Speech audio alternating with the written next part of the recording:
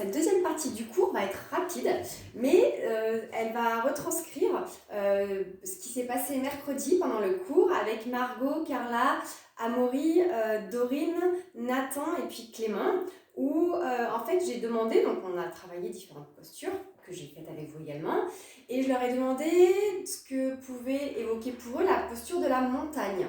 La posture de la montagne, qu'est-ce que ça pouvait représenter et comment est-ce qu'ils le verraient. Donc Margot, elle, on va faire selon Margot. Donc vous faites avec moi, on fait tous ensemble, on va faire selon Margot. Pour Margot, la posture de la montagne, elle est jambes un petit peu plus écartées que tout à l'heure. Tout à l'heure, c'était écarter la largeur du bassin. Là, ça va être les jambes un peu plus écartées. Le dos bien droit. Et les mains au-dessus de la tête avec les paumes de main qui se touchent. Voilà. Donc je vous invite à faire la posture de la montagne selon Margot, qui est cette posture-là. Merci Margot. Ensuite, la posture de la montagne selon Carla. Donc Carla, moi je vais me tourner mais rester de face. Carla, elle était aussi les jambes écartées. Pareil, les jambes un peu écartées. On va monter les bras comme pour Margot. Sauf que Carla, elle allait chercher loin devant. Pour Carla, voilà, on s'arrête loin devant, on étire les bras. Donc on est jambes tendues, bras aux oreilles, dos et bras étirés, regard sur le sol. Et ça, c'est la posture de la montagne selon Carla. Pour relâcher cette posture, vous allez plier les jambes, enrouler votre bassin et dérouler votre dos comme tout à l'heure. Merci Carla. Ensuite, la posture de la montagne selon Amaury. Alors, Amaury, lui, il avait les pieds un peu plus rassemblés, pas serrés, les pieds ne se touchent pas, mais ils sont écartés, pas beaucoup. Un tout petit peu écartés. Et donc, Amaury, lui, pareil, comme les filles, il montait les bras le long du corps pour aller chercher là-haut. Et une fois là-haut, il descendait. Il descend tout son corps. Il plie un peu les jambes jusqu'à ce que le bout des doigts touche le sol. Voilà, donc on est les jambes un petit peu fléchies, le buste penché en avant, les bras tendus, la tête entre les bras et les bouts des doigts qui touchent le sol. Ça, c'est la posture de la montagne selon Amaury. Ensuite, vous allez vous dérouler pour revenir debout. Comme tout à l'heure, on garde les jambes pliées puisqu'elles étaient fléchies et on déroule le dos. Voilà. Merci Amaury. La posture de la montagne selon Clément. Alors Clément, lui, il était assis. On va faire la posture de la montagne.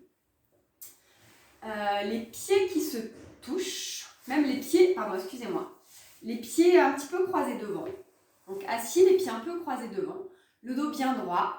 Et il avait donc la tête droite et les mains qui se touchent par le bout des doigts devant. Voilà.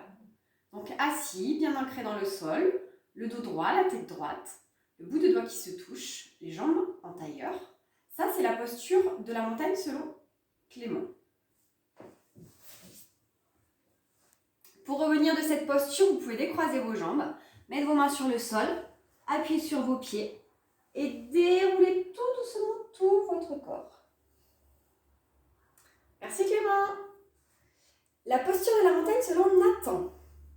Donc, vous allez vous mettre debout, les jambes écartées, les bras qui montent le long du corps et qui se touchent. On va former un arc de cercle au-dessus de la tête avec ses bras. Voilà. Ça, c'est la posture de la montagne selon Nathan. On peut revenir en posture initiale. Merci Nathan. Et la dernière, c'était Dorine. Donc Dorine, sa posture de la montagne, elle est debout, les pieds un petit peu écartés, les jambes un petit peu pliées. On monte les bras jusqu'aux oreilles et avec les mains, on va chercher comme quand on plonge. Enfin, je ne vais pas aborder le thème de l'entraînement parce que je ne sais pas très bien plonger, mais enfin bref, vous emmenez vos mains et vos bras en direction du sol. Voilà. Ça, c'est la posture de la montagne selon Dorine. Puis vous allez vous dérouler pour revenir tout doucement dans une posture initiale. Et merci Dorine. Voilà.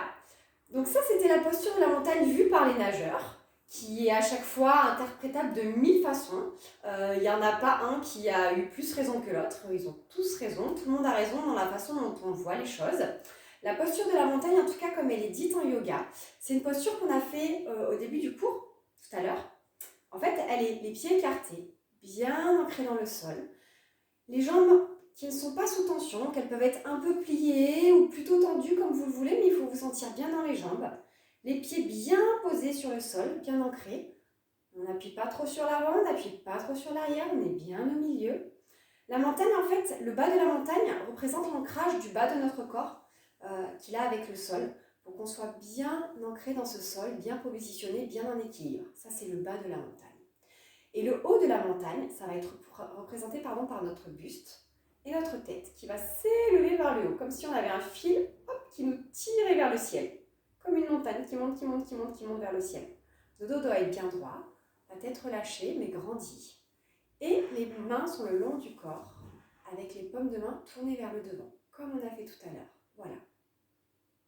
Et bien ça, tout simplement, en fait, c'est ça la posture de la montagne, dite dans le yoga.